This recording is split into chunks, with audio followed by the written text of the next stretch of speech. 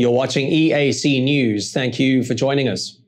Well, let's take a look now at news making international headlines this Monday, the 19th of July.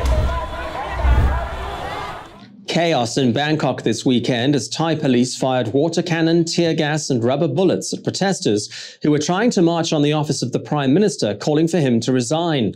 More than 1,000 protesters took part despite an expanded coronavirus lockdown. Demonstrators carried mock body bags to represent COVID-19 deaths, blaming the Prime Minister and his government for mismanaging the pandemic.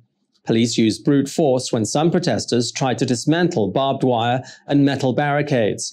The protest marked 1 year since the first of a wave of large-scale street protests led by youth groups.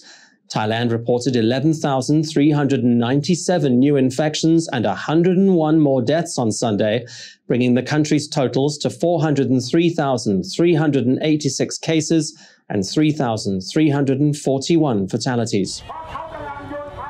German Chancellor Angela Merkel has described the flooding that has devastated parts of Western Europe as terrifying.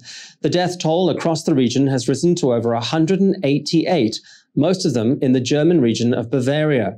It is the worst natural disaster in Germany in almost 60 years. The European floods began last Wednesday and have swamped much of Germany, the Netherlands, Austria and Belgium. Entire communities have been cut off without power or communication.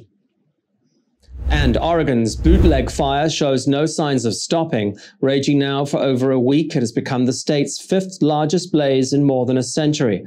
It's already scorched an area bigger than New York City.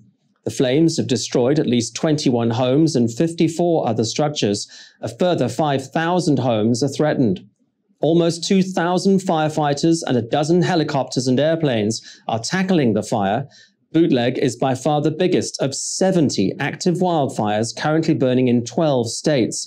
Almost 750,000 hectares have gone up in smoke.